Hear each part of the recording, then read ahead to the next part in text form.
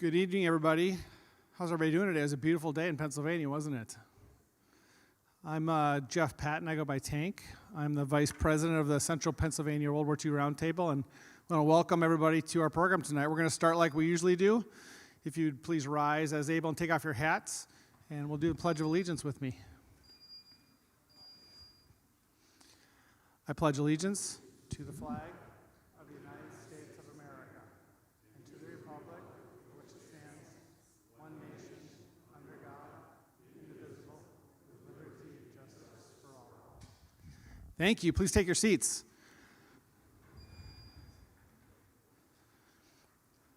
Thanks, everybody, for a great turnout tonight. We have some people online live streaming, watching the program as well. As always, I want to recognize our World War II veterans at first. If you're a World War II veteran, can you stand or raise your hand? I see Irv over there and one over there. We have two World War II veterans. Thank you very much for your service, as always. We want to recognize our World War II veterans and all of our veterans and their families, and thank you for your service. So thank you very much for being here tonight. As always, we're a nonprofit, and so we support this organization through donations of generous people like yourselves. So we have the helmet committee in the back of the room as you walk out. Well, actual World War II helmets. If you want to throw a donation in there, feel free.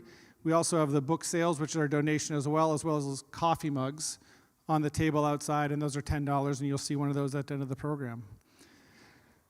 For upcoming events, there's a couple things coming up next weekend. The 14th and 15th of September is Army Expo at the Army Heritage and Education Center, AHEC, in Carlisle, right by the barracks there. So we'll have a table there. I know the 17th Scions will have a table there, and there'll be a lot of other great programs going on. If you are interested in history, that's a great event to come out for all day Saturday, all day Sunday, and it is free. The following weekend, the 20th to the 22nd of September, is World War II weekend at the Eisenhower National Historic Site in Gettysburg. Another great event. They'll have World War II veterans out there both on Saturday and Sunday. And so if you're interested in this topic, it's a great event for you to look up and go to. Also, the 16th of November is the U.S. Marine Corps Birthday Ball. And so it's an annual event. It's at the Penn Harris Hotel in Camp Hill. It's a Saturday, I think. It starts at 6 p.m. And the reason I want to call it out here is because obviously we have some Marines, so you should be advertising this event. But also, if you're a World War II veteran, they would like to invite you to attend for free with a guest, be an honored guest, and be recognized in the program. So if you gentlemen are interested, come talk to me afterwards. If anybody else is interested in finding more about it, let me know. We'll post it on our website as well on Facebook page, so that's another place to find out some great information. Okay, for upcoming speakers, next month, October 3rd, we have Mitch Topol. He's the author of Against All Odds, the Ray Fermani story. Ray was a B-17 pilot in 8th Air Force who earned the Distinguished Flying Cross. There's a chance that Ray is going to be here. He was at World War II weekend, but it doesn't look like he's going to be able to make it just due to health reasons right now. So we're hoping, but we're not planning on it. But so just be Mitch with his author. He'll be doing book sales and doing autographs. Yeah. Yeah, yep, that's what we're being told. Then in November, we have a very special program. It's a special on Dick Winters, and it's done by the Historical Society of Hershey. It will be in person only. It will not be live streamed. It will not be recorded because of copyright laws. So be here, get here early, get a seat, and that'll be a great event. And then we'll also have a panel. They'll be showing a 1-hour movie, I think a 60-minute documentary, and then we'll have questions following that event with a panel of local historians. And then in December 5th, we had Ed Jakowski. He's a U.S. Naval in the Pacific, a 20-millimeter gunner in the Pacific, and he got a Silver Star for downing several Japanese kamikaze aircraft. So that's the programs for the remainder of the year. And then before I introduce our guests, I do need to make one more special announcement. Yesterday was Mr. Bill Jackson, our founder's 90th birthday. So happy birthday, Mr. Jackson.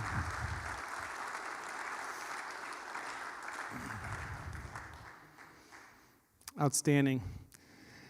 And now, Sami asked me not to introduce him with words, but I'm going to say a few words, and I'm going to play a video, which he asked me to play, and then we'll get on with the program. So, Sami.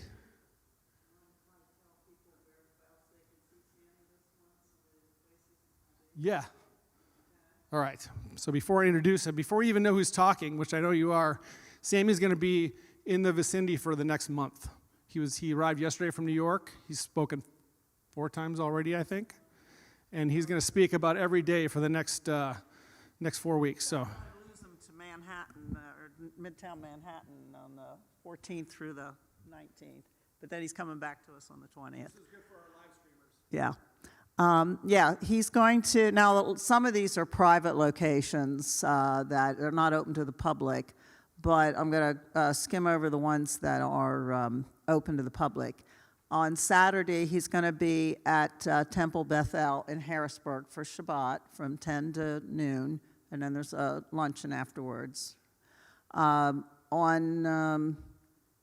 No, that's a school. Okay, wait a second here.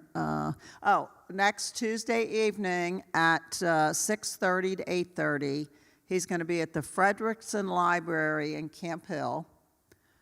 Then on the 11th, he's going to be at Dickinson College's Asbel Center for a luncheon from 12 to 1. I'm not sure if that's open to the public, but you could call the college and find out. Let's see here. That's all private stuff. He's going to be at a lot of schools and retirement communities.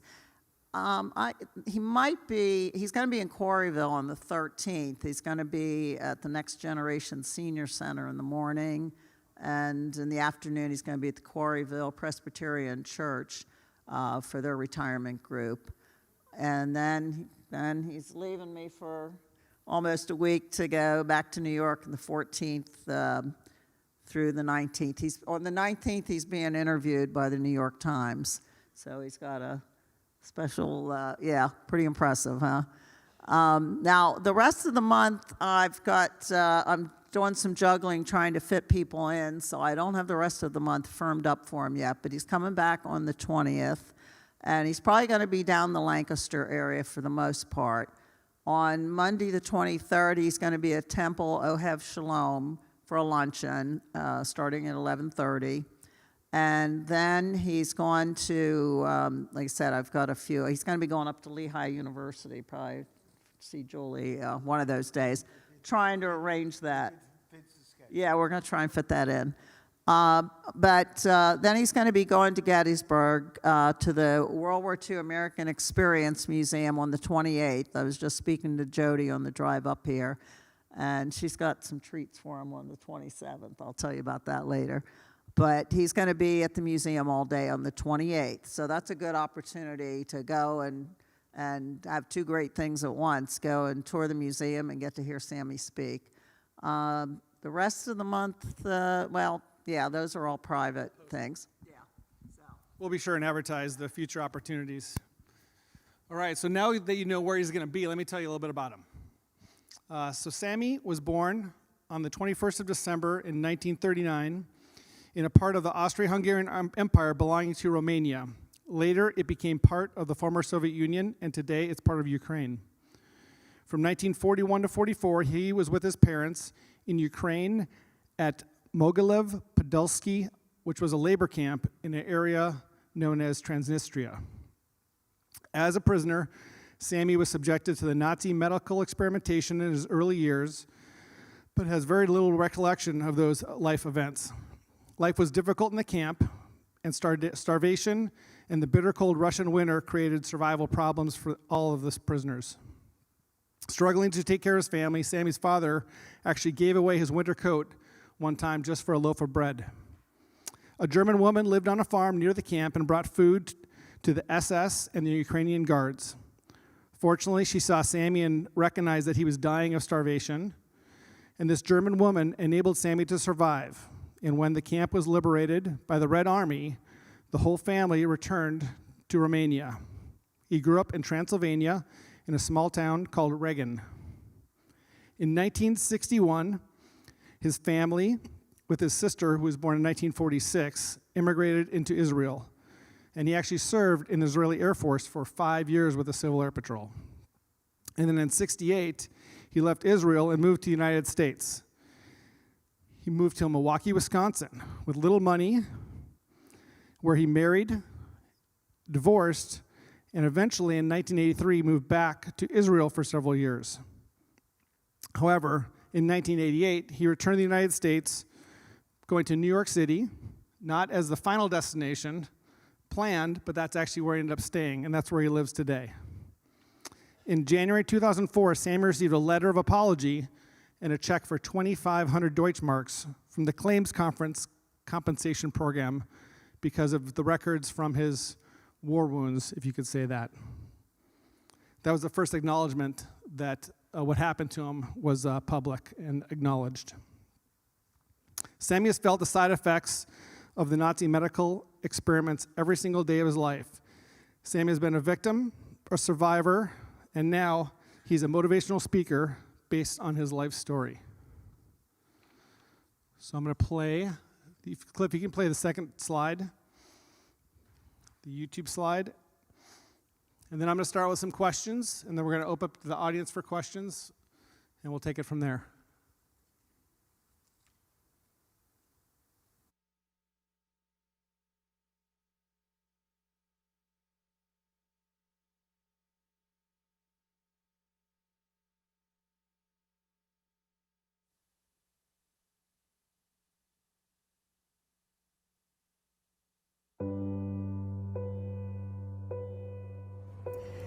I'm Sami. When I was a year and a half, my family was forced into a labor camp. As a child, I was subjected to Nazi medical experimentation. I almost died of starvation, but a German woman saved my life. While I do not know what tomorrow will bring, I do know this. Almost half of the world population does not know that the Holocaust occurred. It did.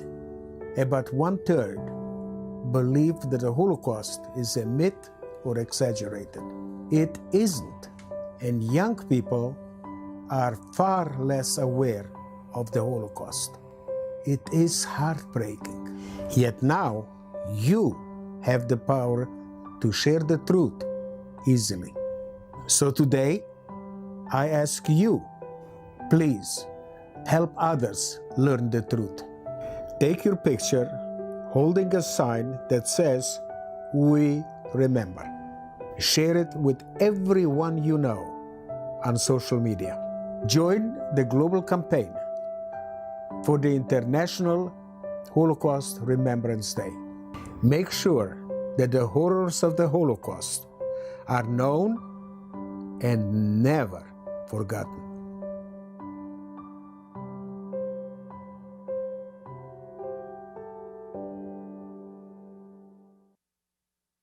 Sami.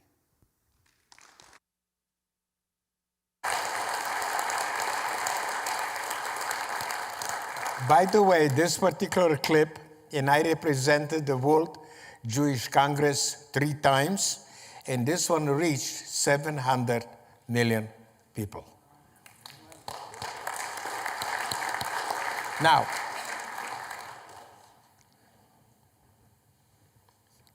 one of the things I want to honor my very good friend that worked extremely hard to bring me here for almost a full month to Pennsylvania. And she did it in a very difficult time because the schools were out on vacation. Okay, so she did not have the opportunity, okay, to reach a lot of schools.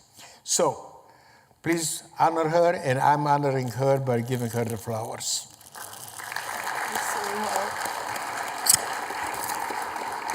Oh, I love you, dear. Thank you.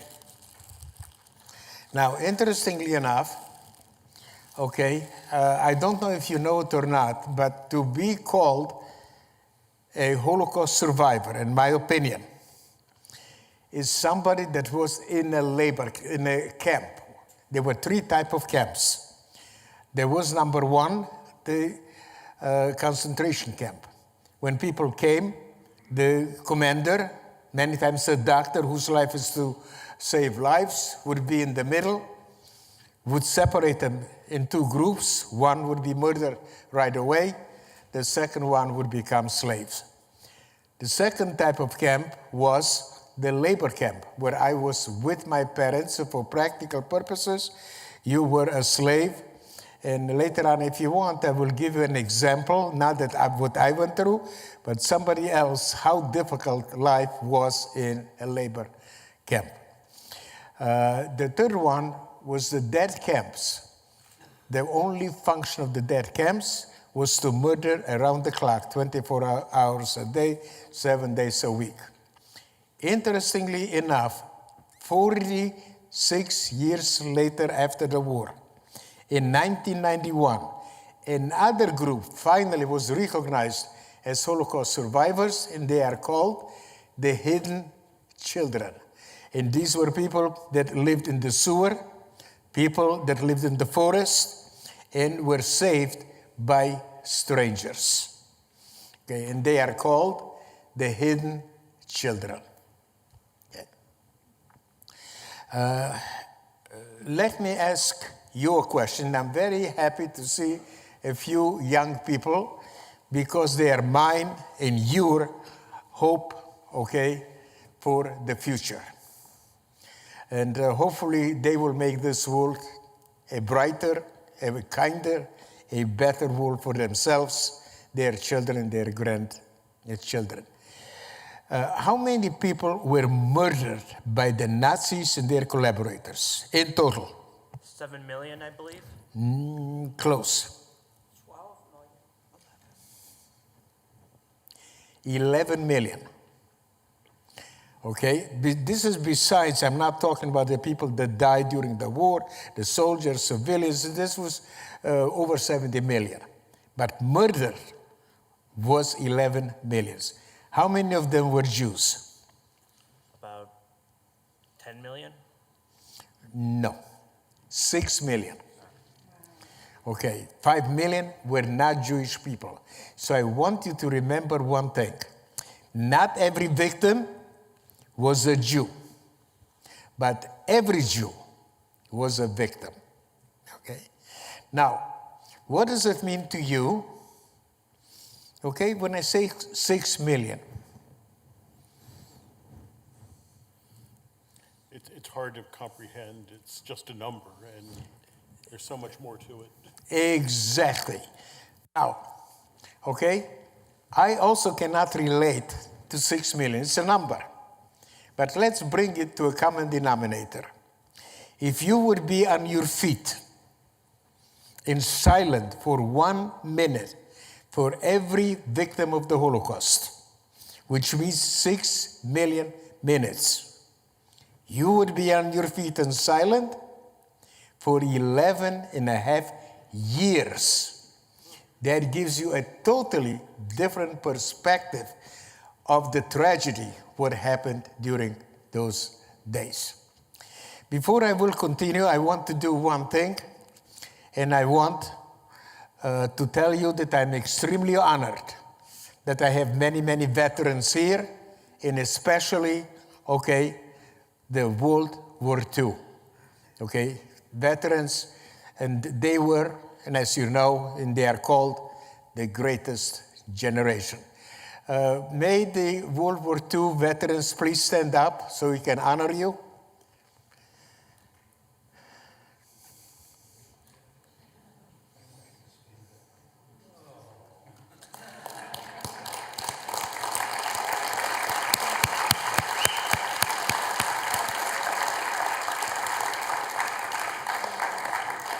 Thank you. Now, my mission in life is an acronym of a Hebrew word called emet, which means truth. And it is to educate the next generation. I want everybody, and especially the young people, to learn about the past, but not to make comparisons with the past. I also want them to become the best, to motivate them to be the best that they can be, to become, to empower them to become upstanders, because all the tragedies in the world, genocide and Holocaust, happened because the world stood by and did nothing.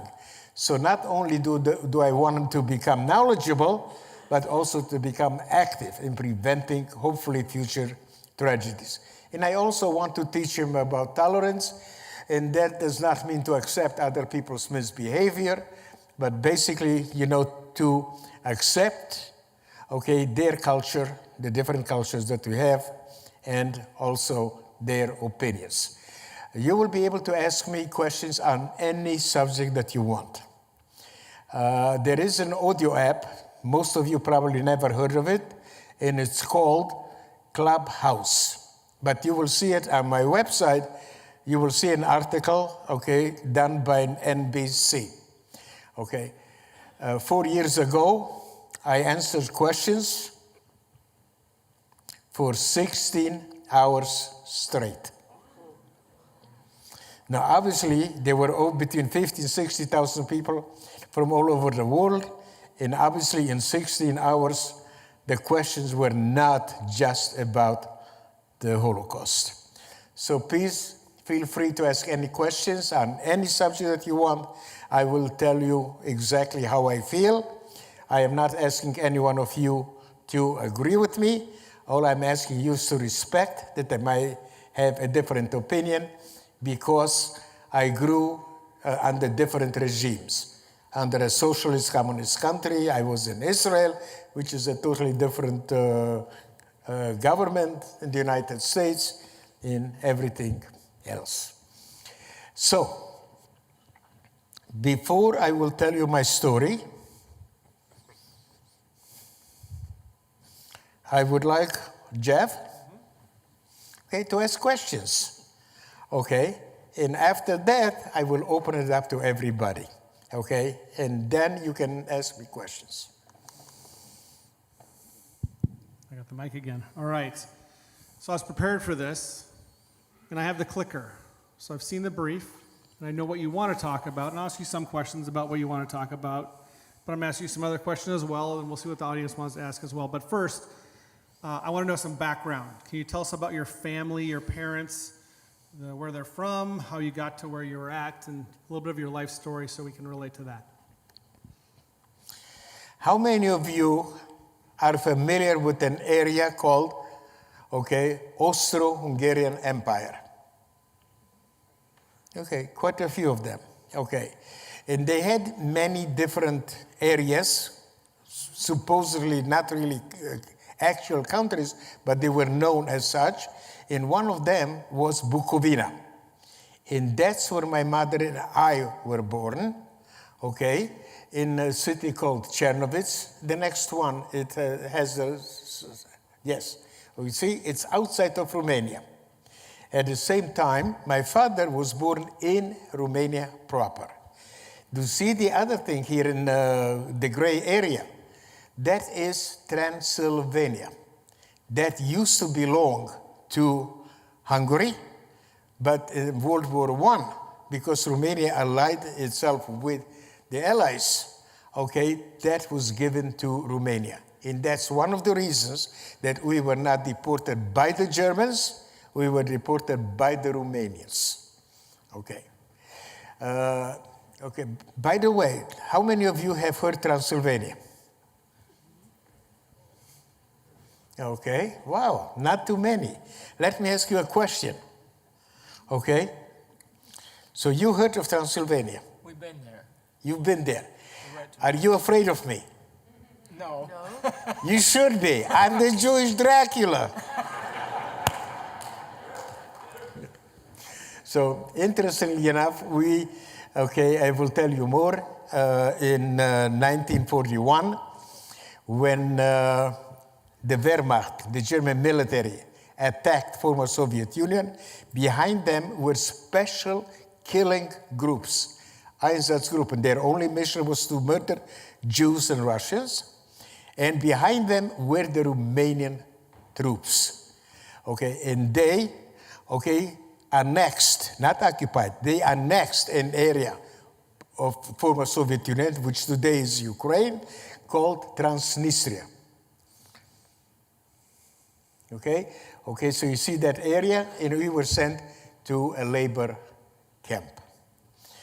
I was only a year and a half.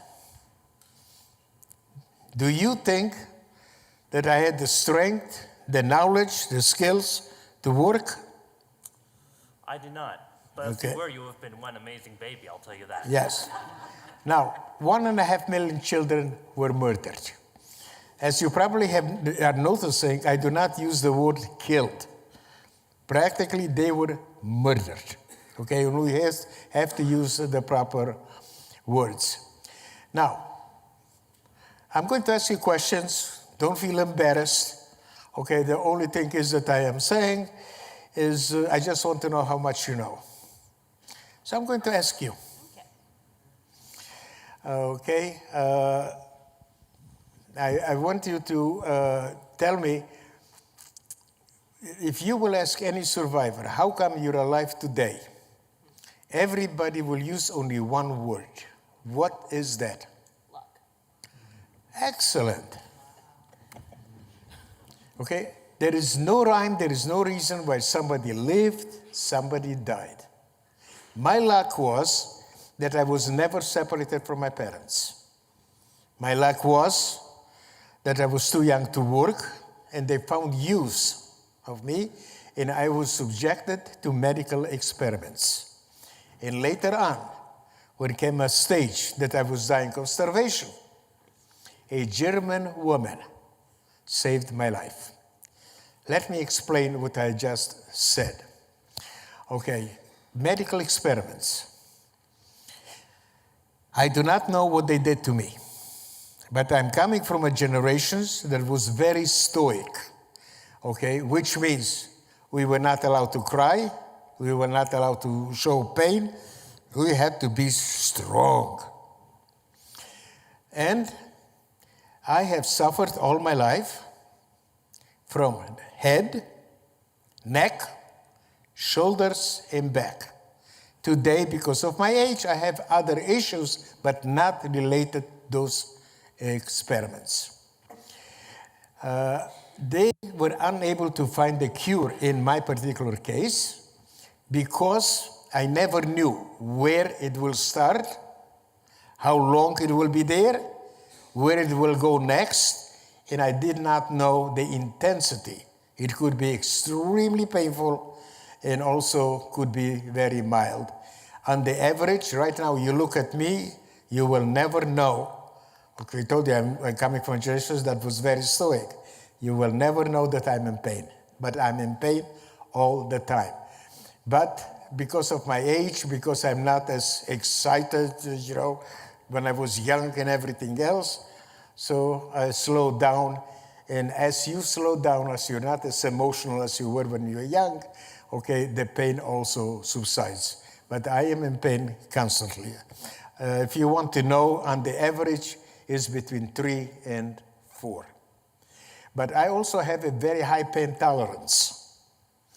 And all of you know what pain tolerance means, but I'll give you an example what it means for me. How many of you went to a dentist? Did they drill on you? Didn't you like it? Don't you want to go to the doctor and say, "Doctor, please drill on me. It's so much fun." No, thank you. No, thank you. Okay, guess what? The dentist gave me 4 injections.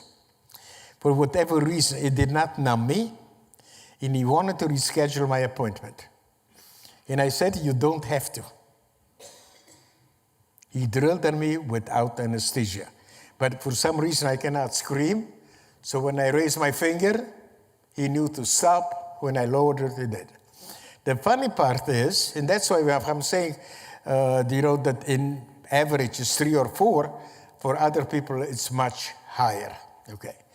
Interestingly enough, I spoke to 9th graders in New Jersey. They sent me thank you letters, a one grader, wrote that she had to go to the dentist, and she told the dentist not to give her an injection because if Sami can do it, so can I. And I was on the floor because that was not my intention. But the funny part is, and you never know how you reach somebody. She said, if Sami, with everything that they went through, if he can still smile, if he can still be happy, so can I. Okay. What happened afterwards, so obviously the doctors did not come to my parents and tell them this is what they did to your son. They did not know, I don't know. After that came a stage that I was dying of starvation. There are physical signs: big head, swollen stomach, swollen feet. So I'm going to tell you something that a lot of people don't know. I will never have a big head, okay? I already had it, unfortunately. But interestingly enough, okay, not far away from the camp, there was a farm owned by Germans, and the woman brought food to the guards in the SS. So obviously she had access to go wherever she wanted. And when she saw the physical signs that I'm dying of starvation, at the risk of her entire family, she decided to give me milk, possibly more. But I did not ask, and my father told me only that. So I don't want to embellish. But that's how I survived. I do not know the name of the woman that saved me. So, 10 years ago, in 2014, I was in Israel. By the way, I'm also an Israeli citizen. I served in the Israeli Air Force. And I decided to give testimony at the Holocaust Museum called Yad Vashem. Next to the museum, there is a garden honoring 27,000, okay, that saved Jews. And there is a garden honoring, like I told you, 27,000. But I saw a marker honoring the unknown righteous among the nations. And that made me extremely happy because indirectly, the woman that saved my life was honored. Okay. So, next question. Next question. Okay. So there might be some more questions about that experience, but No I problem. think the next, if we go chronologically, can you tell us about your parents' maybe decision to leave your home, where you were from, that you moved to in Romania, to go to Israel and your experience in Israel? 'Cause Okay. you were a teenager and then a young adult. Yes. My father was born in Romania proper. And because he was deported by the Romanians in 1946, the Romanian government allowed a small group of Jews, my understanding is approximately 3,000, to repatriate and to come back to Romania. My father, being an anti-communist, decided to choose the lesser of two evils and went back to Romania. For whatever reason, he chose a very small town in Transylvania. Okay, that's where I went to school, okay, and I grew up, okay, until 1961, when after 12 years, and the Romanian government being bribed, finally they let us go. My father applied to go to Israel in 1949, but we got the visas only in 1961. Okay.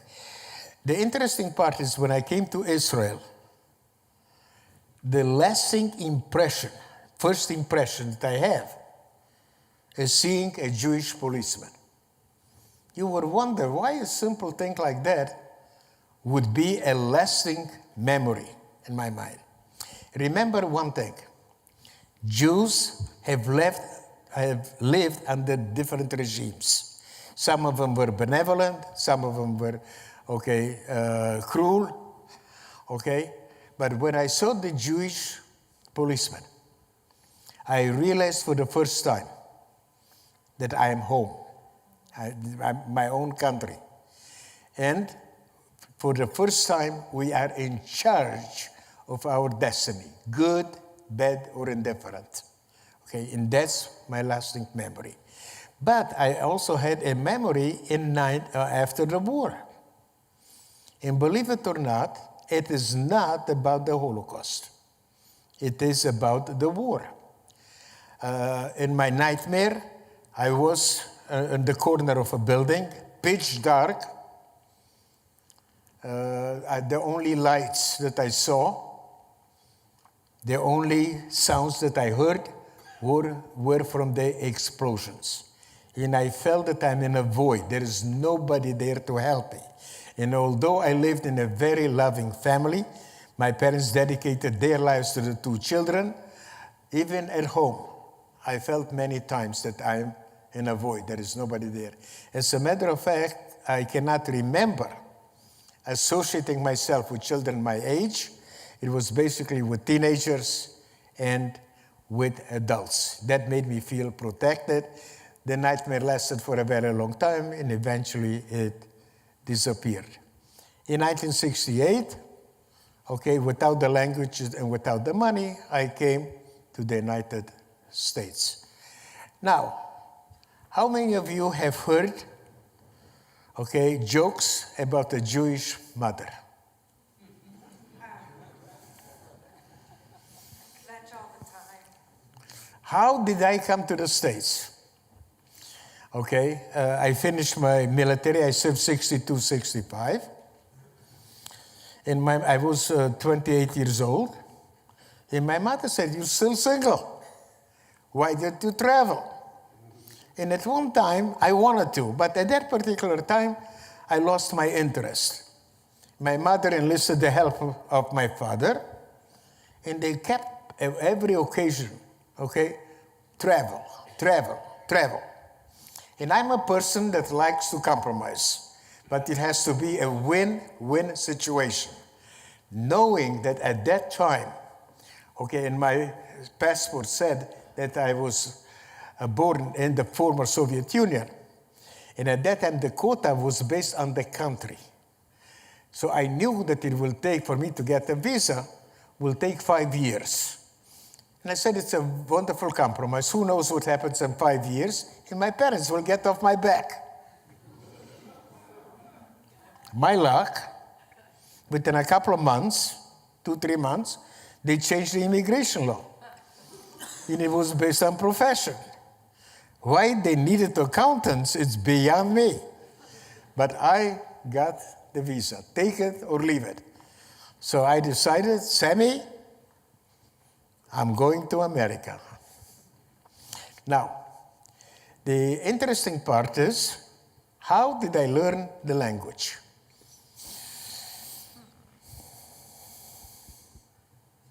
Okay? Not through your job. Just listen to the people. You'll be very surprised.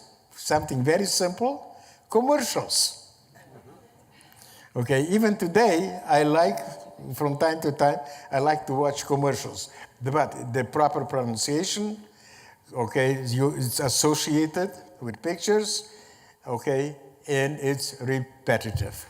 I also was not afraid to talk to people, knowing that they will make fun of me. But it was not a mean fun. It was fine. They had a good laugh, and after that, they corrected me. To give an example, okay, I met a group of people, where I worked, and they asked me my name, and I came and I said, my name is Sami Steigmann. And I asked that person, what's your name? And he said, Charlie Brown. And everybody started to laugh. I had no idea who Charlie Brown was. I said, hi, Charlie. Okay, but in a nice way, they explained to me who Charlie Brown was. So not being afraid to talk and everything, expecting that they will make fun. Oh, this is a very interesting. As I started to learn English, I knew that most of the words end with L-Y. Okay, beautifully, whatever. And I'm invited to somebody's house. Beautiful house, everything else. Okay, excited. And I said, boy, do you have a beautifully Okay? Home. And they looked at me. Okay? And they realized that I don't speak English. And they said, you don't say it beautifully, you say homie. Okay? So that's why, that's how I learned,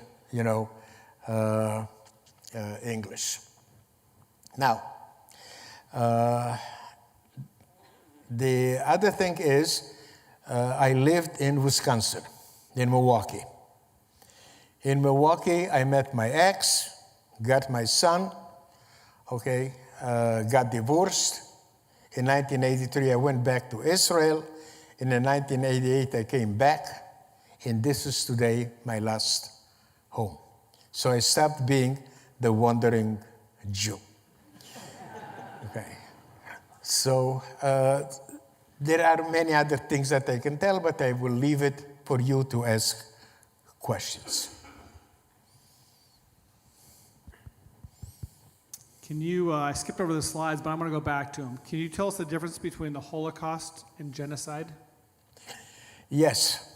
How many of you believe that genocide and Holocaust are interchangeable? Like, for instance, a lot of people believe that anti-Semitism, and I don't like that word, I will explain to you why, and hate are interchangeable. How many of you believe that genocide and Holocaust are interchangeable? None of you. That's very interesting. Genocide is the murder of a group of people. Holocaust, on the other hand, is the annihilation of only one group of people, the Jews.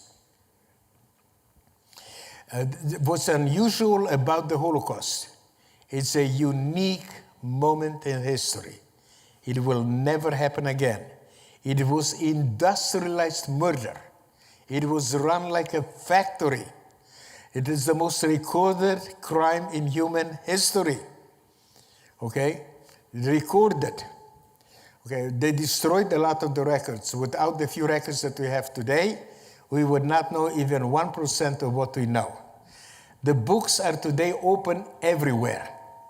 On the other hand, we don't have enough people to do the research, and therefore we will never know the full extent.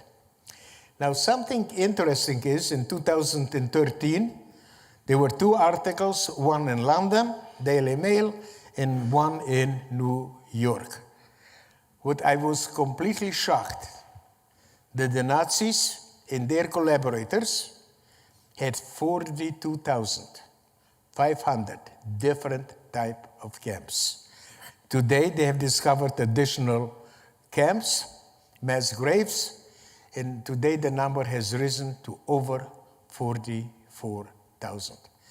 Let me ask, how many of you have heard of a priest, a French priest, Patrick Dubois? He decided to start a group called Achad Unum. And he started to go to small villages in Ukraine. Did not accuse anybody of anything, but he just wanted to know if they knew something. Nobody knew anything. But they used to say, something, there is a little hill that when I was a kid, there was not there. And everybody came out with something that by itself meant absolutely nothing. Patrick Dubois was able to connect the dots. And he found out additional mass graves that the world never knew. Now he's going, to Iraq, Iran, and other countries. Not only that, it's not only about the Holocaust. But I just want to tell you that we will never know the full extent of what happened during those days. Thank you. So we talked about a lot of victims of the Holocaust. There was also many survivors. So when did you start talking about your experience and what drove you to become a speaker?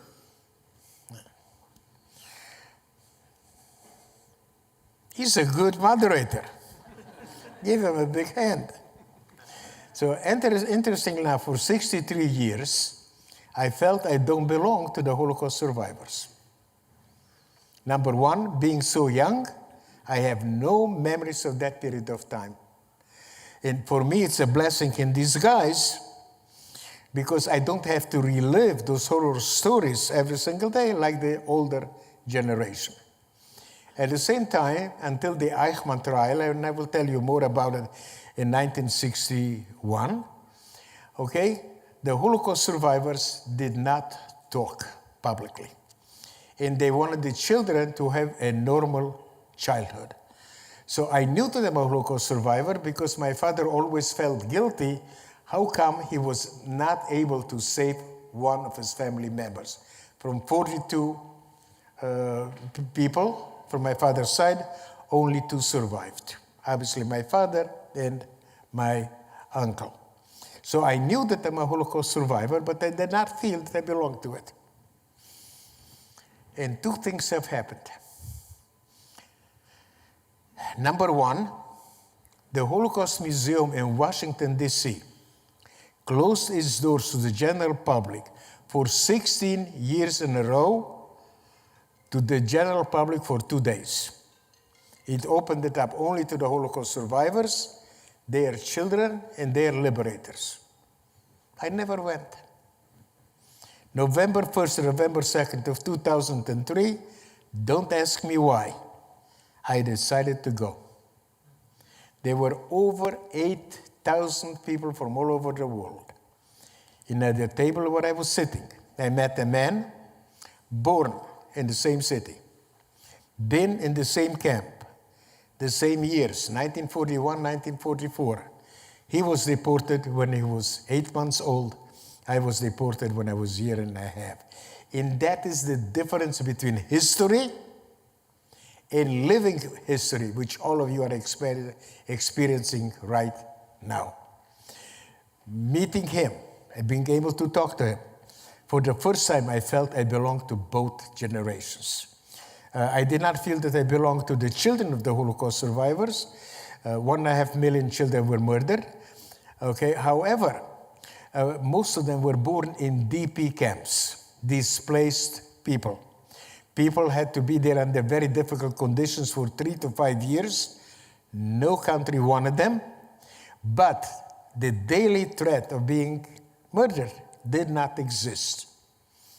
Okay, so anyway, because I met that particular person, I decided to stop ignoring being a Holocaust survivor. In 2007, I joined the Holocaust Museum in Manhattan, where I live. And in 2008, I got my first assignment to speak to 6th graders. It was my first presentation. I did not feel that I have a compelling story, but I said, you know Nike, the slogan? What is the slogan of Nike? Just do it. Just do it. Just do it. So I decided to do it. Meant to be, they sent me thank you letters. March 11, 2008. Okay, each one better than the other. But one 6th grader changed my life forever. And she wrote, P.S., your story was overwhelming. And I promise I'll pass your story to my children. I realized for the first time that I have something that I can share with the young people. And I decided to dedicate the rest of my life, okay, to educate the next generation.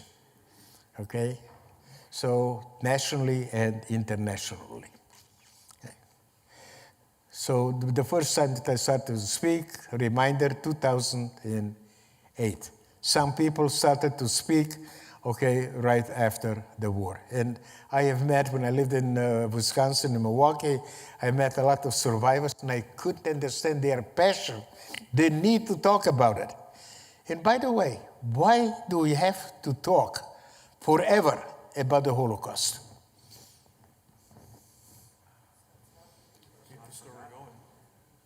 Okay, well, I have a different explanation.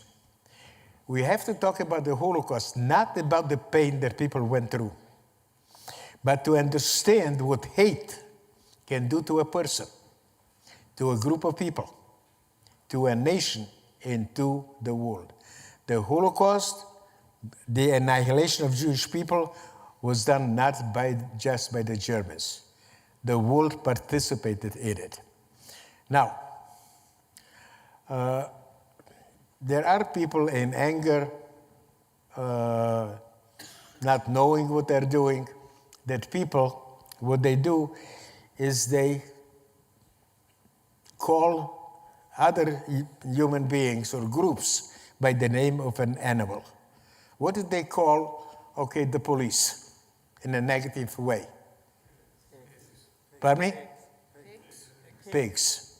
Okay, the Nazis did something. They also called the Jews as rats. Why rats? Because number one, there are Jews, they're small in number, they live in all over the world, but they steal food, but at the same time, rats spread disease.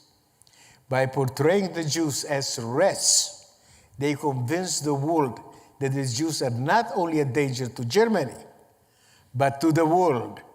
And that's why many other countries participate in it willingly. They were not forced into it. And another thing that you may surprise, which I was actually surprised. I was in Germany 3 times, but there, were only 2 countries that took responsibility for their role in the Holocaust. Anybody knows which one? Germany. They teach about the Holocaust in every school, every class, in detail how it happened. And the other one that completely shocked me is about 3 years ago, I got a check from the Romanian government for $328. In the beginning, I said, what is that? That's like a slap in the face. But then I realized one thing. It's not the amount of money. It's the fact that they admitted their role in the Holocaust. So those are the only 2 countries. Nobody else. Okay, I have one more question, then we're going to open up to the audience because I have about 10 questions, but I feel like you guys want to ask those questions. So there's cards up front with Sami's information, his website, samyspeaks.com. So you can grab those and you can hand them out and maybe he'll sign them for you at the end of the program. So you've been a public speaker and you're very passionate about what you do now and you've received many awards and recognition for what you do. Does anything stand out, one award stand out more than the others? Yes. I got a call from Israel, from an organization that I was never involved with, World Zionist Organization. And the person calls me and said, Sami, we want to make you an ambassador. I said, why me? I'm not known. I am not a philanthropist. I live under the poverty line. Why me? And they said, we Googled you. We saw that you are so active. So they sent me a certificate, ambassador for Holocaust commemoration. And do you know what the certificate does for me? Guess what? That certificate in $1.45 will get me on the subway. But it's a nice piece of conversation. Okay. So now you can also call me Mr. Ambassador. Okay. So it goes on here, out that way. But it's nice. So I got a lot of other awards. My reward is when I talk to you, when I talk to young people and I educate them. That is my reward. The certificate, it's nice. Okay. All right. Raise your hand if you'd like to ask a question. We'll walk the microphones. I'll walk over here and Chris will walk on that side. Okay. We'll start back here. So again, like I said, on any subject, whether it's what's happening today, if you want to know about Israel, the war, whatever it is, ask me any questions. Yes? I was privileged to go through Auschwitz. You wanted to ask a question? Yeah, but somebody Go- else is asking one, I think. Somebody's asking back there. Oh, you have the mic. Okay, very good. I was privileged to go through Auschwitz. I'm sorry. Say it again? One of the things that they did, first of all, it's open every day of the year but Christmas. Auschwitz. Auschwitz? He went to Auschwitz. Oh, you went to Auschwitz? Yes. Ah, how long were you there? I was there in 2007. Okay. Okay. What was interesting is I went into the barracks, Yes. and the crematoriums are set apart, and they had blown up the records. The Germans were fanatics on records. And so these things were probably half the size of that screen, and they were throughout the barracks. And it told in detail how many Poles, how many Russians, how many Latvians, and so on were murdered by that country. So Yes. it was an acknowledgement by them that they had committed these crimes. Correct. Thank you.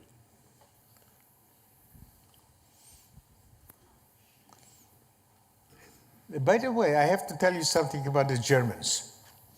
And because I was under the Austro-Hungarian Empire, a lot of the Jews adapted the German culture. And I find myself that I am, in many ways, I have also adopted the German culture. So for instance, when you come to my place, the pictures are, wow, okay? For instance, nobody comes to my place, but if you go to me, everything is in order. Okay, perfect. And nobody's coming to the house, but I have to arrange it to make sure that it's exact. And the funny part of it is that the Jews, being under the Austro-Hungarian Empire, Franz Joseph, the emperor, was very benevolent to the Jews, and they adapted the German culture. By the way, a young person. Oh.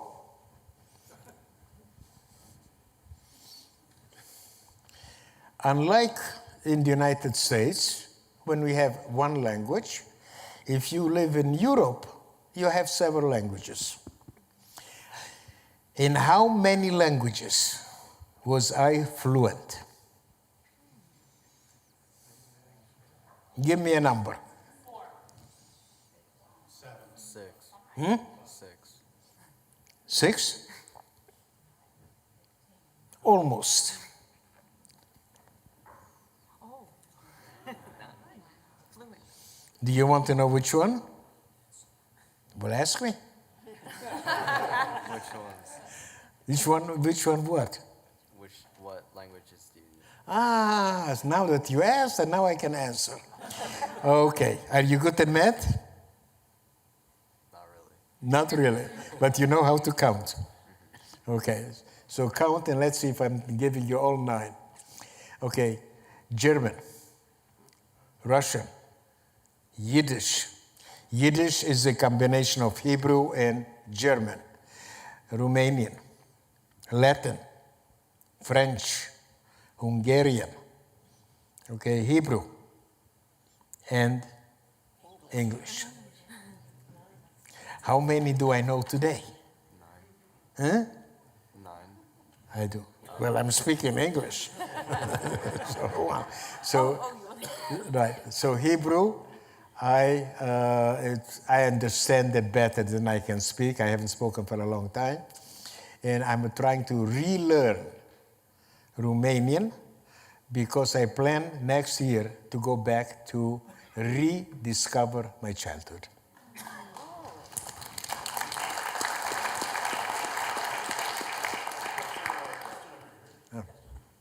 Sami, is this on? Can you guys hear me? Yes. We have something in common. We're both very handsome men. And Look, at me, I don't know, but you are. you look wonderful. 90, right? Listen, the way I look and the way I feel are not the same thing. Okay. Now, Yes. when I was little, I was very handsome. I was a beautiful child. I bet that German woman that saw you as a child that you don't remember, your dad told you she saved your life, right? You don't remember that. I don't remember. But there was a reason that she was attracted to you. There had to be, right? It could be. I think the difference is that she didn't have hate in her heart for you. No. She might have hated a lot of people in her life, but she saw kindness and love for you, Yeah. right? Yes, there And were a lot of people that were good people, were kind. Unfortunately, not enough. Right. Okay, so that's why it continues. But your message now is all about that. Yes. About how can we find kindness for each other, Yes. right? Okay, when I was little, it's your age, they taught me to be a racist. Well, yeah, I came from Atlanta, Georgia. Everybody that was white was a racist. That's the way it was. Now, I've spent the rest of my life getting rid of that baggage that they put on me. And for 99%, I got rid of it, right? But what my question to you, now what people should realize, this was a German woman that did this. Yes. Well, she wasn't a native to that land. What the Germans did, they brought German families into the occupied country and gave them the farms of the local people, right? That's what happened. Yes. And then at the end of the war, those people took those farms back. And those German people were forced to leave. And many of them were killed. So I'm hoping the person that saved your life made it back to Germany. I But there was in Germany 3 times. Yes. But you see, hopefully the love she showed you was repaid to her. But the important thing is we both are handsome. Thank you. Now, Way to circle back on that. I have a question for you. Okay? Who is the most important person in your life? My mom?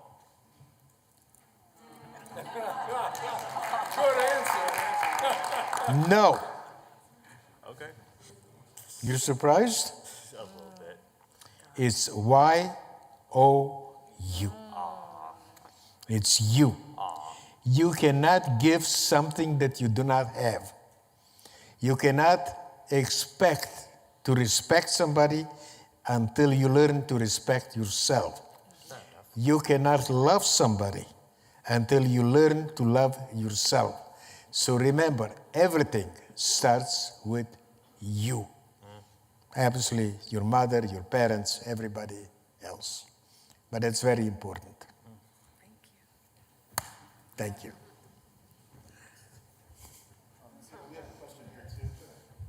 So you, By the way, you will be able to show the 2 pictures, on the pyramid, because I want to talk about it. Okay. But, okay, first of all, thank you for making me exercise to walk. Okay? All right. okay. So you lived in Israel. Yes. You lived, South of Tel Aviv. and you lived in Milwaukee. Yes, 15 years. And now you live in New York. Yes. So are the bagels better in New York? Pardon me? Are the bagels better in New York? Absolutely. Okay? Is that why you stayed? No. What happened is, you want to know why I live in New York? Very good. Next question. What happened is,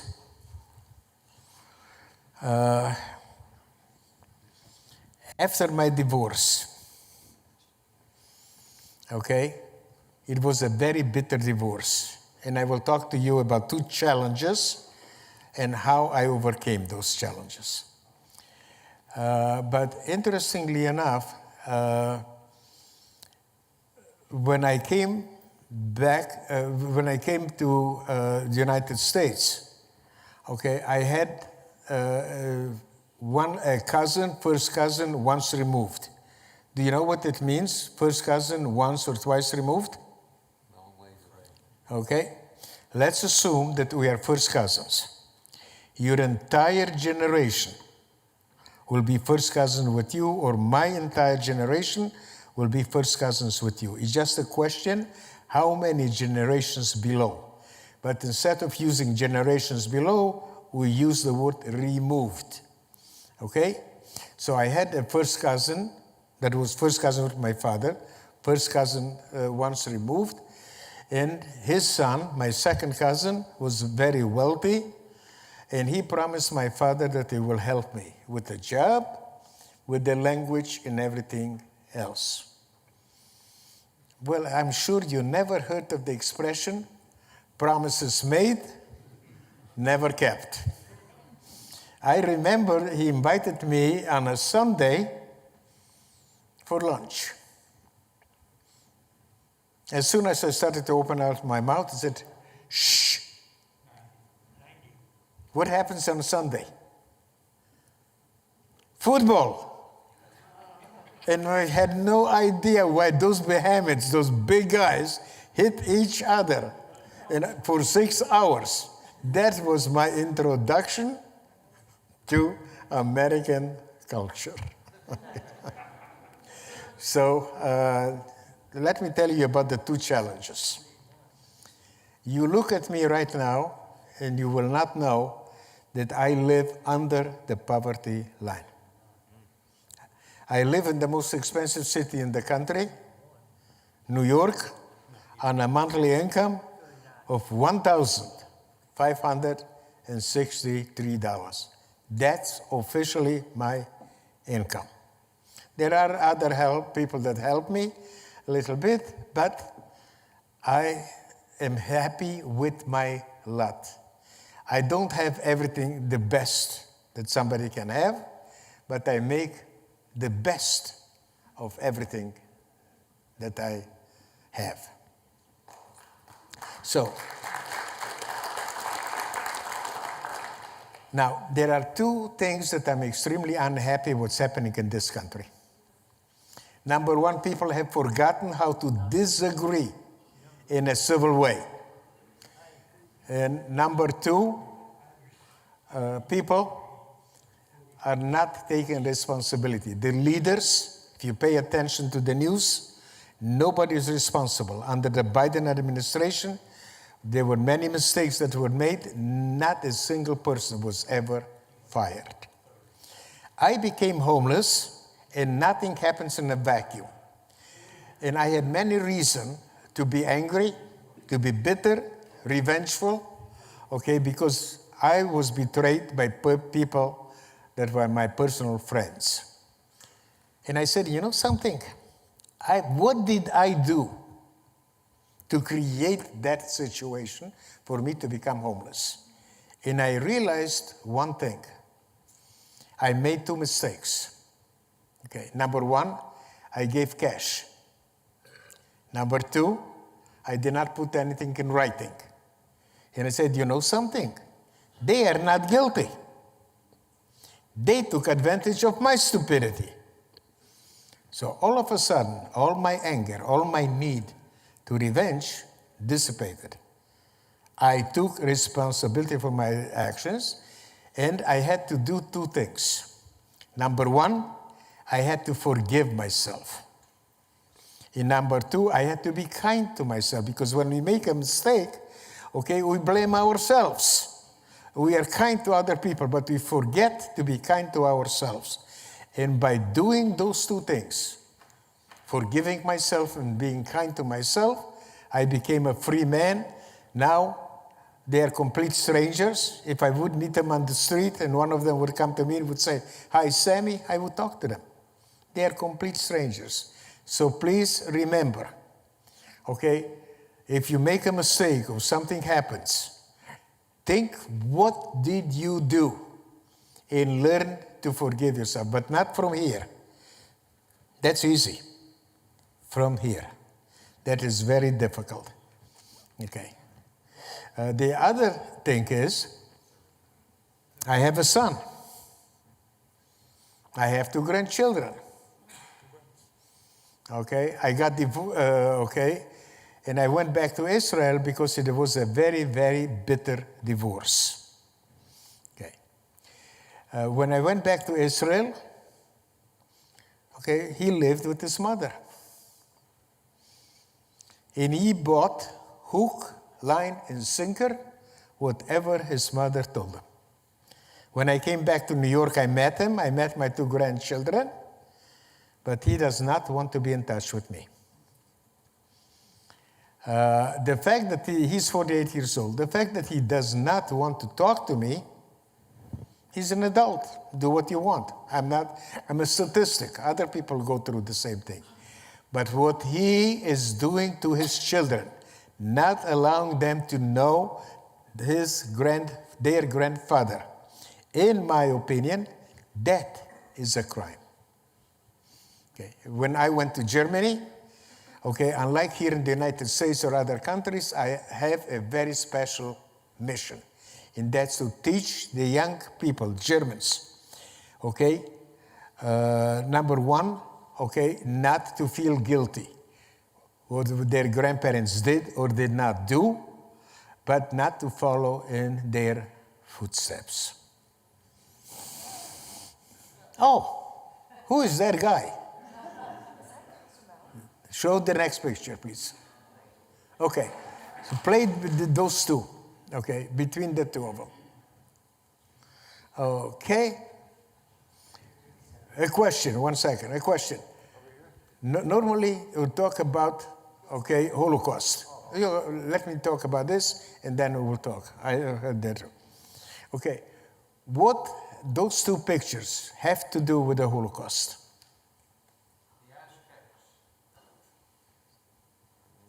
Guess what? Absolutely nothing.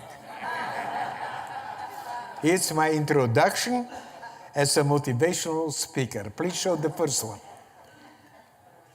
Okay. In 2017, I started to have difficulty walking long distances, going on an incline and climbing stairs. A friend of mine invited me on speaking tours in Mexico for 6 years in a row. But in 2018, he took me to the highest pyramid, the Aztec pyramid, the pyramid to the sun. Knowing my predicament, the only thing that I wanted to do is to reach the first level. The stairs are very high, uneven. And my goal was not to reach to the top. But like all of you, I have the competitive spirit. Once I reached the first level, I said, let me rest a little bit. Why don't I try for the second one? And little by little, I reached the top. Next one. If I would not have the picture, I would not believe that I made it to the top. And my message to the young people is, whatever you achieve, never be satisfied. Because push yourself, because you will be surprised how much you can achieve. And take a good look at this picture. Whether you know it or not, you have the honor to be in the presence of the Jewish Rocky Balboa. Yes. Red mic. Hello? Okay. I have 2 questions. I was trying to remember what they are, but I do that a lot. You're too young to be in my company, okay? I'm not as young as you think. My first question is, with all the places you lived, why did you choose to come back and live in the United States? Okay. Have you heard of Jewish mother? Yes. You heard. Okay. So what happened is, okay, from my father's side, I don't know very little about my mother's side, but from my father's side, from 42 people, only 2 survived. My uncle was not in a camp, okay, so he was a refugee. And I don't want you to make any comparisons to the past, because today, as for example, there are many countries that accept refugees. During the Nazi regime, were only 3 countries that officially accepted Jewish refugees. Anybody knows which one they were? Only 3. Dominican Republic, China, and Philippines. My uncle was a refugee in Shanghai, and when the communists came to power in 1952, he came to the United States and settled in Santa Barbara. So one of the reasons that I came is I wanted to meet my uncle. Okay? Yes. So my second question is, have you ever spoken to school students in Germany? And if you have, what kind of things do they share with you? What are their thoughts that they share with you as they respond? Okay. What happened is I was in Germany 3 times. I was in Tübingen on the south, Berlin. I was in Leipzig. I was in Erfurt and Jena, which are college students. In Leipzig, I have a very interesting memory. They arranged for me to speak to 80 students. But they're so hungry to hear, the story from a survivor that they, flooded the whole room. They were on the floor, on the stairs. The only thing that I can move, they were around me, is just like this. No room. And then they opened the windows, and they were listening from the outside. There were over 300 students. And I was very surprised, pleasantly, that they teach them about the Holocaust in every school, in every class, and details. Let me give you an example of detail. In 1917, $1 American was worth 4 German money. At the height of the inflation, 1923, $1 American was worth 1 trillion.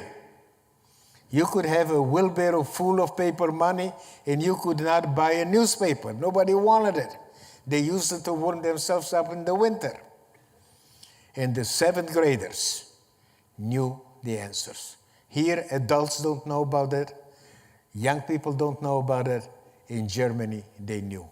And that's very important. Okay? Yes, I was there, and they are hungry to listen, from life from survivors.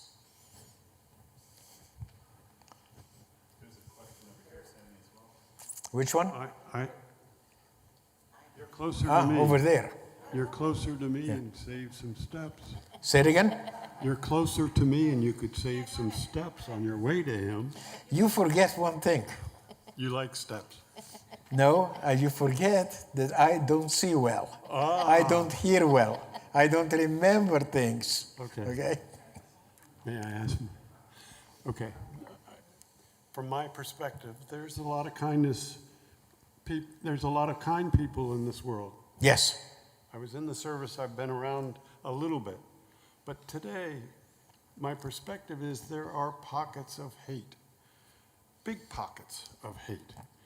And from your perspective, is that hate describably different than what the Nazis' hate was?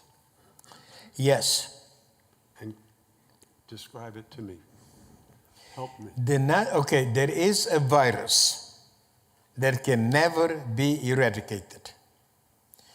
That is the virus of bullying, bigotry, Jew hatred, hate, racism, and ideology. The only way you can combat it, and that is my mission in life, is through education. Okay. The Nazis had an ideology. They did not want the Jews in Germany proper. They wanted Germany free of Jews, Judenfrei. What's happening today is pure, alterated hate with no reason. Let me explain to you. Do you mind if I talk to you about October 7? Exactly. Okay. Please do. In October 7, I was not surprised what happened, that the fact that Israel was attacked. What I was shocked is by their brutality. A lot of people are trying to compare what happened on October 7 with the Holocaust. Please don't. If you really want to compare it and you have the need to compare it to something, compare it their brutality to ISIS. As a Holocaust survivor, I never thought that I see today in the United States and worldwide.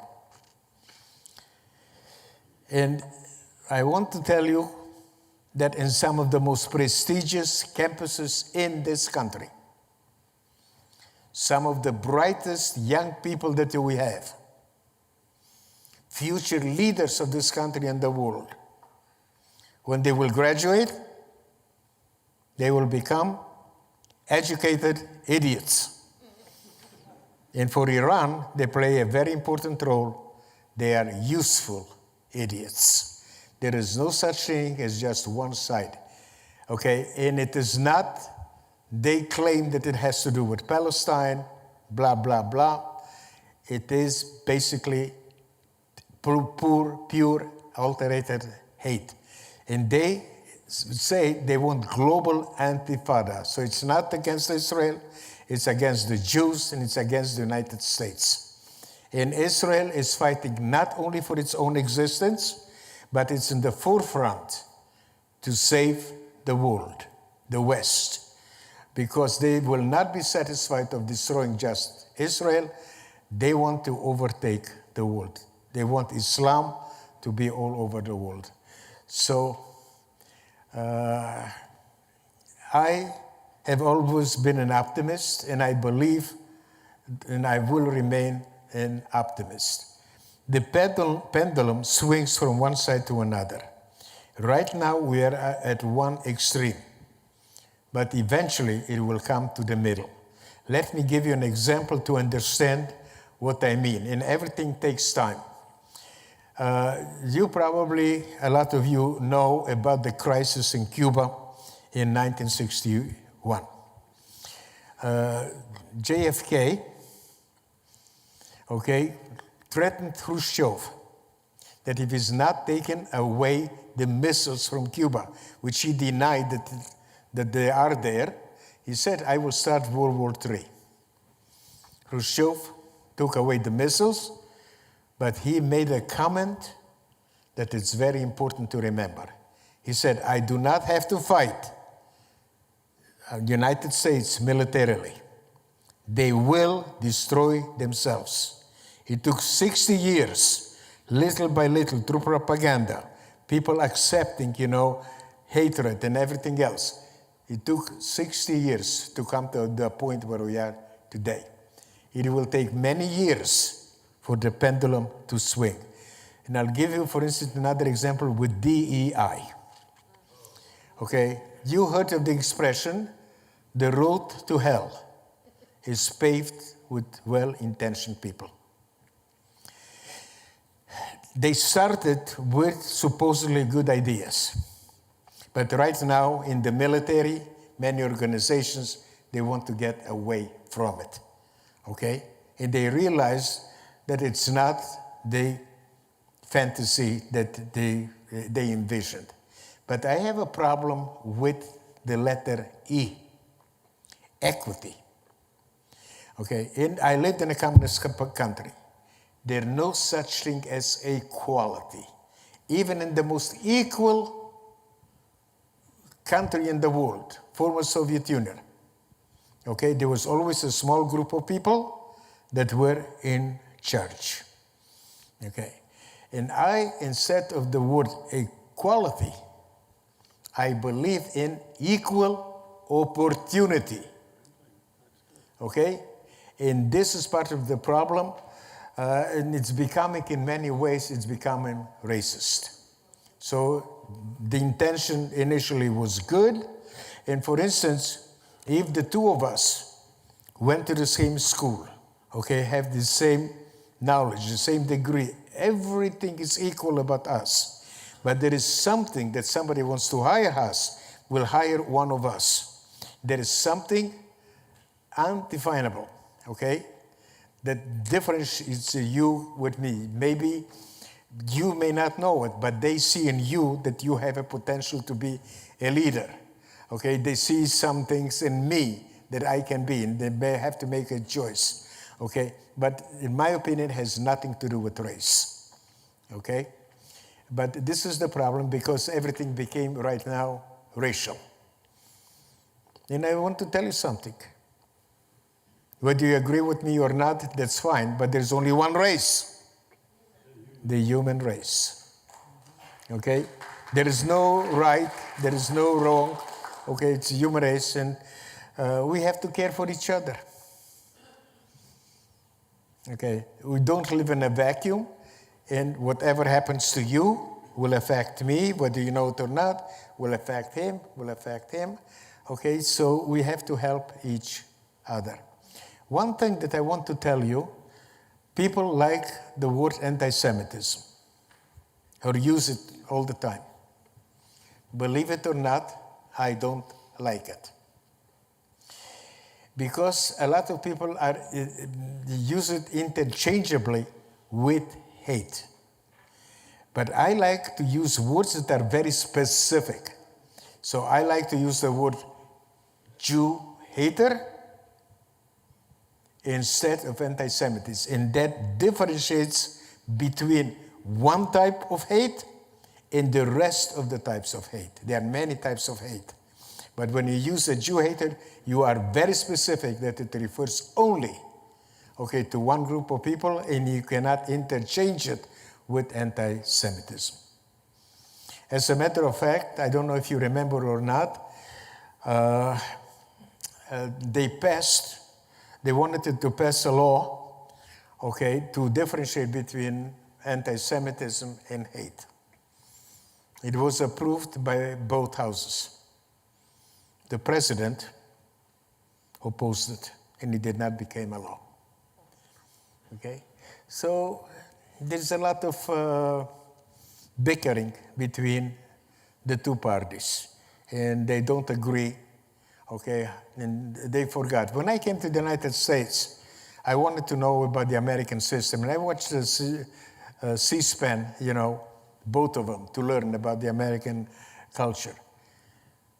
They were obviously, they were talking about the line of their respective party. But guess what? After they finished, they attacked each other. After that, they went to lunch together, and they had a wonderful time. Today, they don't talk to each other. There is so much hate, and I don't understand it. And that's why my mission in life is to educate the next generation, for them to become active, not only knowledgeable, but active, okay, and change what's happening today in this world. Yes?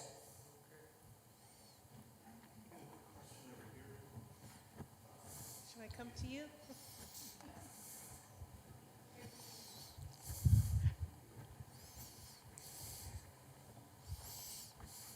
By the way, you cannot change anybody. A lot of people, when they get married, okay, they try to change the other person. In my particular case, I was a willing person to be changed by my ex. Okay, and when I decided to get divorced, she looked at me and said, "Sami, you are not the same person I married." Well, naturally, you wanted me to change. You can change only somebody's perspective. The change must be made by that person. Hi. Hi. I watch a lot of genealogy shows, and some people can trace their genealogy back centuries. But there's some people that are of Jewish heritage that come from Eastern Europe, and their heritage dies in the 1940s, when the Nazis came in and they would march there would be primarily Jewish citizens in this town. They march them to the edge of town and shoot them and bury them, these hills that you talk about in Eastern Europe. And that's where their genealogy dies. Are you interested in genealogy, or do you not care at all? I am. My name, Steigmann, had a very large family. But since I do not know my family, I do not know who I am related to. I tried to do it, and I cannot find. The only thing that I found so far is who my grandparents were, the name of my grandparents. But, okay, and I have tried. Do you know what first cousin twice removed means? No, I'd have to look it up. Okay, I don't know if I mentioned it to you, but if we are first cousins, I think I mentioned it before. Okay, your entire generation, okay, will be first cousin with me. It just depends how many generations below. So my paternal grandmother was first cousin with the foreign minister of Italy in 1922. His successor was Benito Mussolini. Okay, so but the interesting part is when I ask other people, are you somehow related to that person? They say no.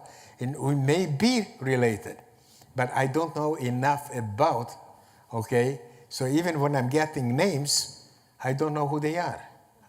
And one thing that was missing in my life, I never had an extended family. Even when I was married. Okay, they were not warm people, you know, so I did not have. Last question right here. Oh, hi. Yes. Yes, yesterday you mentioned about how many Let me come to you because Okay. my hearing is not what it used to be.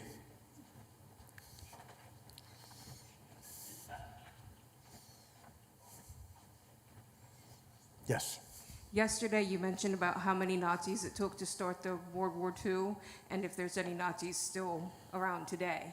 I like how you explained that, and I was wondering Say it again? how many Nazis it took to start World War II, and what are the Nazis today? Okay. Number one, we make the mistake when new hate groups start. We then do not react in time and appropriately, and they grow and they become strong enough that we have a difficult time dealing with them. When Hitler started his Nazi party, he had only 6 people. By using propaganda, media, okay, and portraying other groups being unworthy, okay, to live with the Germans. It took them a long time until they finally accepted it as a fact. In 1932, okay, 30% of the people, the German people, okay, voted for him. Interestingly enough, okay, I do not like the word Nazi. Okay, there are no Nazis today anywhere in the world. There are people of today that believe in the Nazi ideology. So we have to call them neo-Nazi. So we have to be very precise with the words we are using. Because when you use the word Nazi, you are talking about the past. You're using the word neo-Nazi. You are talking about the present. Did I answer your question? Oh, by the way, not every person, a German person, okay, that had the Nazi party card was a Nazi. Okay? Like, for instance, when I lived in Romania, if you wanted to have a good job, you had to join, okay, the Communist Party. But it does not mean that you believed in communism. Okay? So the same thing, people, a lot of people that were in the Nazi party were not real Nazis. For me, a real Nazi is somebody that believed in the ideology of that. So people like to take and to generalize, and I prefer to be very specific when I'm talking. Yes. Sami, back up front. Can you talk about this picture? Ah. I said one last Who question. is that but person? It's my last question. Yes. You know who that person is? That's my son with my 2 grandchildren. Okay. I met my grandchildren once when my grandson was 3 years old, and my granddaughter 3 months old. And I took this from the Facebook. Okay. Yes. You want me to talk about it? No. If you'd like to. Yes. But I think I talked about it. I told you about it, the fact that I had a bitter divorce, okay? And at the same time, from my perspective, the fact that my son doesn't talk to me, okay, I can accept it, but the fact that he does not allow his children to know their grandfather, for me, it's a crime. A lot of people have tried to contact him, to speak on my behalf, but he does not want to do anything with me. So, my ex is a very interesting character. Very smooth. Okay, if she says something one time, it's the truth. She said it the second time, it is an undeniable truth. And if you would talk to her, you would be convinced, I swear, that I'm the biggest jerk that ever lived. And people like her, okay, they're crazy, but they make the other person crazy. And as a matter of fact, it came to the point, okay, that I tried to commit suicide. Okay. So, whatever, when I went back to Israel, she told him whatever she told him, and he bought it, hook, line, and sinker. Now, to understand the human mind, which I don't many times, I lived in Israel. At age 10, he sent me a letter. We corresponded for 3 months. He sent me pictures, with him, with the hamstrings and everything else. Suddenly, nothing. When I met him in New York, I asked him, why did you stop writing? In his answer, he said, I made the decision. If you believe that a child can make a lifelong decision at age 10 without anybody intervening, saying something, God bless you. But I don't. But he is completely convinced that he made the decision without his mother intervention. Go figure. But she is that persuasive. And I'll guarantee you, okay, that you are meeting the biggest jerk in the world if you talk to my ex.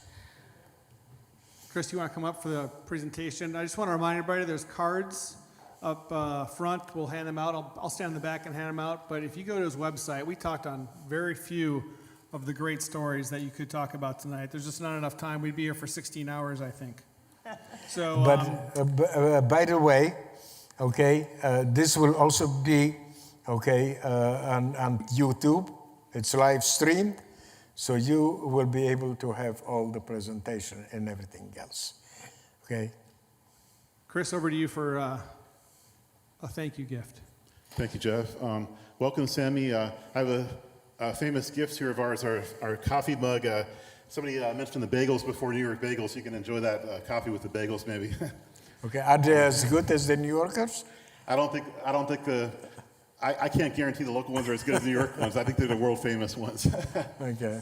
But thank you so much. I want to thank you, Sami, for your passion, your sense of history, from a story of tragedy to a story of hope. You've really inspired a lot of people here tonight, I can tell. And I really appreciate your coming all the way from New York City to join us tonight. And I want to thank you so much. And I know we have a lot of friends here who want to come see you afterwards and shake your hand. No problem. And including me. Now, before you clap, okay? I want to take it back because I'm going in other areas. So leave it. Okay. So I want to do one thing. We have here veterans from different wars. We have young people who will become future leaders of our country. So what I want to do is I want to salute all the veterans and the future leaders of this country.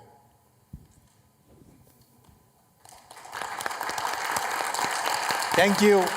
God bless America. God bless Israel. And thanks, Sam. Just a few more words, because I will be remiss if I don't do our normal announcements. And just, I'll try to keep it quick, and then we can join Sami up front. So our next speaker, October 3rd, Mitch Topal, a story about Ray Fermani, B-17 bomber pilot, Europe, 8th Air Force. Then we have in November, a really good documentary about Dick Winters, which I have seen once before, but I highly recommend it. Thanks to the Hershey History Center, they'll be joining us and working with us. And then in December, we have Ed Chakowski, a World War II U.S. Navy veteran who served on a destroyer, 20-millimeter gunner. He shot down multiple kamikaze aircraft and was awarded the Silver Star for his actions. Just one or two more things. If you want to join our cause, we don't pay our speakers, so we get great speakers like Sami, but we don't pay them. So we have our helmet guys in the back. If you want to feel from your heart to give to us, we'd appreciate that. And I want to thank all of you, especially our veterans, for joining us today. And thanks to Sami once again. Thank you, everyone. We'll see you next time. Thank you.